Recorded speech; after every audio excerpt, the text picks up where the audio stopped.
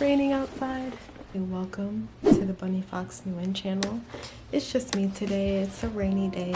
Started off pretty slow, late start. Freaking cracked my phone. So, gotta deal with this mess. Can barely take phone calls. Someone who says that they are an investor reached out to me on LinkedIn, and so I was a bit nervous to answer the message, but I'm once again practicing new habits, doing things that are outside of my comfort zone. So for one, blogging, two, public speaking, that was the panel, and three, giving out my number to people who message me on LinkedIn. Well, he sent his phone number first, and it was a pretty casual conversation. His business, I guess, buys businesses. Let me read exactly what it says in this bio. Yeah, oh, and I'm trying to compress this video. So much. So this, their bio says that they believe in leveraging feedback and self-reflection to constantly improve their services, allowing them to deliver exceptional service to clients, yada, yada, yada. Business sales, business acquisitions, valuations, and strategic exits. They specialize in helping business owners in the lower middle market find the right buyer for their business, negotiate a fair price, and exit on favorable terms. So then I started Googling, why do people, where is my history? What was my question? Is it good to sell a company? Was my question. So it says the reason that people do it. Selling a company is not always only about getting the best price. Make sure that they are a right match for you and your company, no matter what the price they offer you for your business. The final piece of advice: plan your exit and be ready when the timing is right to pursue your company's maximum value. How do you know when it's time to sell your business? Lack of motivation, the market is shifting, you have nothing left to invest. You've taken your business as far as you can, the right offer has come along, and this can be a huge motivation to sell your business, yada, yada, yada. And so, yeah, I was on the phone with my dad, and he was livid. He wouldn't even really let me complete my sentences. I'm like, Dad, I didn't even get to complete my thoughts, okay? You're freaking out. But he's just going on about, like, stop being so comfortable, and like, it sounds like you guys are like, are you guys bored over there? What's going on with David and his comedy and you and your magazine? Because, you know, I've been having this kind of domesticated life, being indoors. I mean, I work a part-time job now at a market or a general store. This is my routine, okay? It's probably not good to do this with the heat. Baking chicken, taking care of business at home, and personal projects. Recapping my day, I basically spent the morning, you know, I start the day fixing the bed as usual, doing some light cleaning in the bathroom and in the kitchen, and then applying to places. So right now I'm really interested in Fenty Beauty. They have an office in San Francisco that I think could be pretty cool for copywriting. There's also something about like social media marketing, which I think would be awesome. But my struggle, or the hard part, is getting the resume on, you know, from getting my resume to who needs to read it, you know, passing those tests. That's been the challenge for me. Sorry if this rain jacket is a bit swishy. So yeah, I've just been applying to jobs, and then yeah, started cleaning, dropped my phone. The call was scheduled for 2:30. I was at the phone service trying to get my stuff together, but the replacement phone wouldn't charge. Now it's charging, so just what a day. But it's okay. Trying to make the most of it while I have the time off, because I go into work tomorrow. I'm not bored with the magazine, that's not the case. It's just a bit of frustration. I feel, you know, kind of, I just don't really know what to do.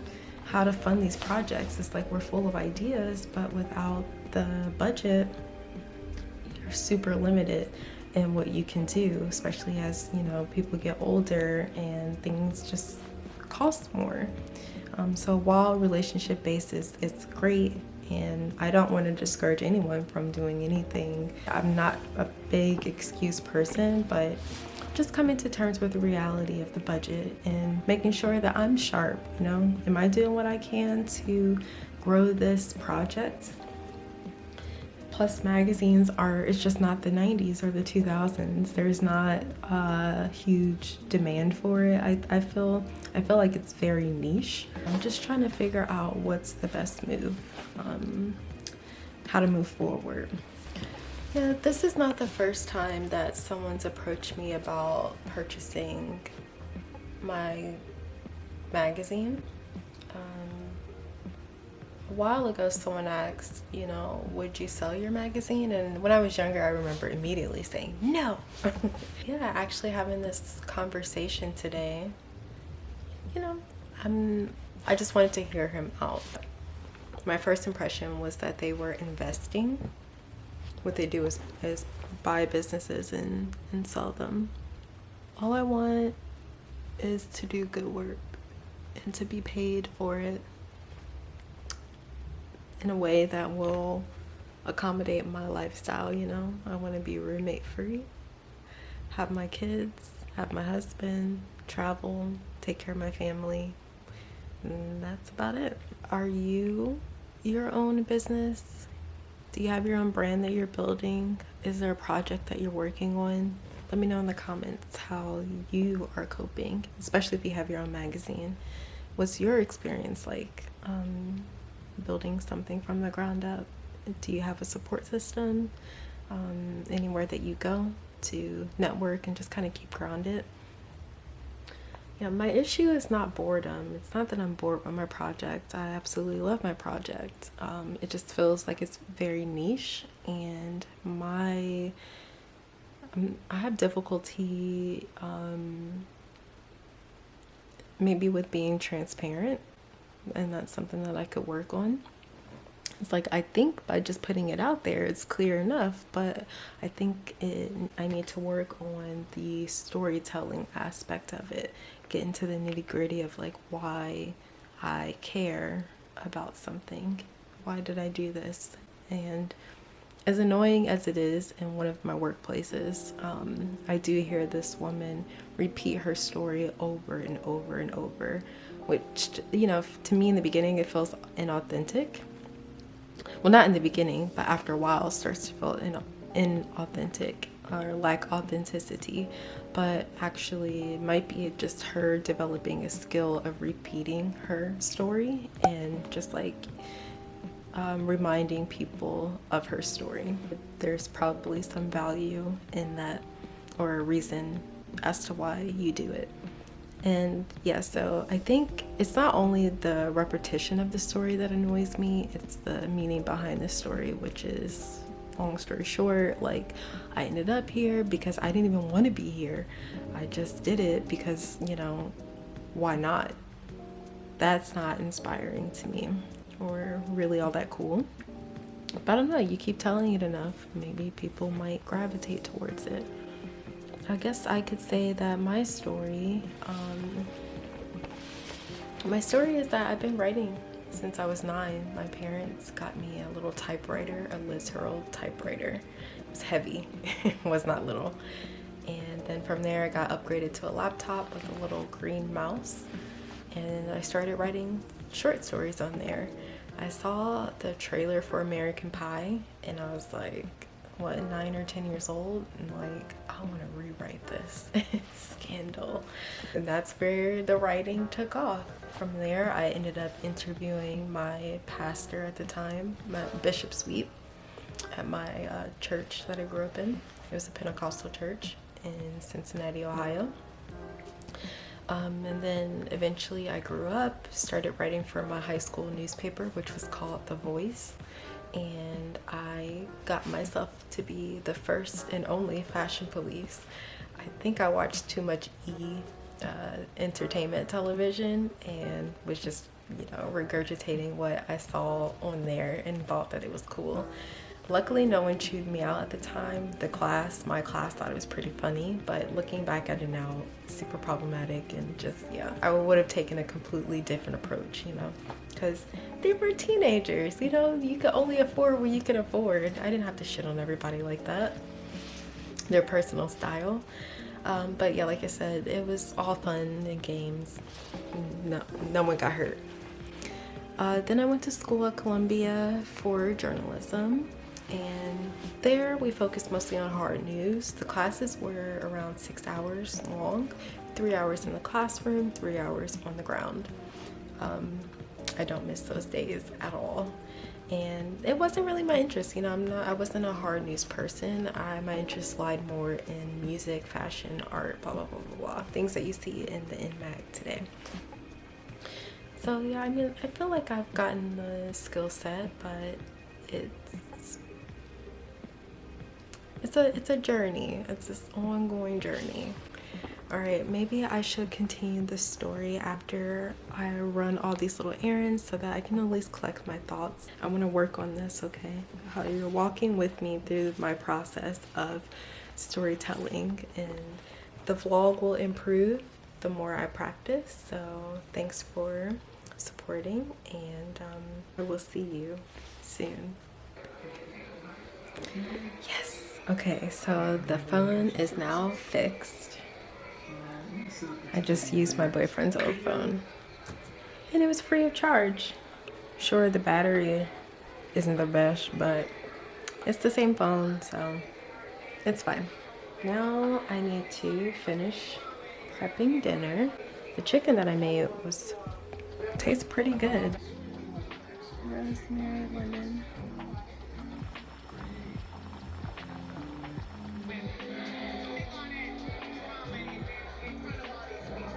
You guys have seen this kitchen before in our H-Mart video. And that is that. Hopefully this is entertaining.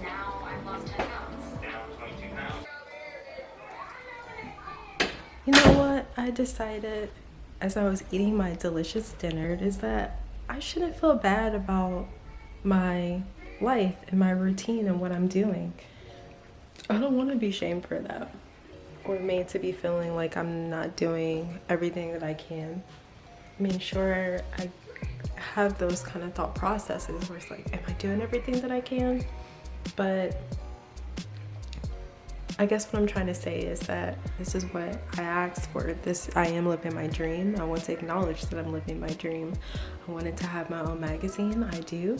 I'm living in a major city with the love of my life. Makes me happy. I love taking care of us and him taking care of us. Like, I love that we are a team. Sure, it's really hard and it's not going to be easy. I'm trying to figure out how to, you know, properly document our lives as a magazine editor, him as a comedian, David Nguyen as a comedian, living in this like shared space. I'm just trying to figure out how to capture these moments, but also live in the moment, if that makes sense. I want to be a mother. I want to be a magazine editor. I want to be a great mother and a successful magazine editor. You know, a good wife, a great wife, excellent friend and partner. So this is what I'm in the process of doing. This is what it looks like for me. I'm glad for those who are here for the ride and who want to see this journey, because it will improve. The more I do something, the better I get. That's just a fact. So I'm not really worried about that portion of it. Just please be patient with me and have faith, and just, you know, be supportive, be there for the ride, and I hope that you enjoy. Yeah, so this is it. This is me, 29, almost 30, and that's what's great about YouTube. I get to create. If Kenny JD can do it, and Kelly Stamps, and, you know, the Maisleys, I'm sure as heck that I can do it too. We all have our own interesting stories to tell. And I'm trying to put that together for you all. But give me a second, okay? It's a process. I do appreciate it, and thank you for watching. and liking the Bunny Fox Nguyen channel. It's gonna get better with time, trust me. It's okay to follow your heart and to do what you love. Don't let anyone talk you out of following your heart. For me, I'm almost 30. I want to be a mother, an excellent wife, a successful magazine editor, you know, businesswoman. And yeah, this is it. This is what I'm doing to get there. Thanks for tuning in. Alrighty.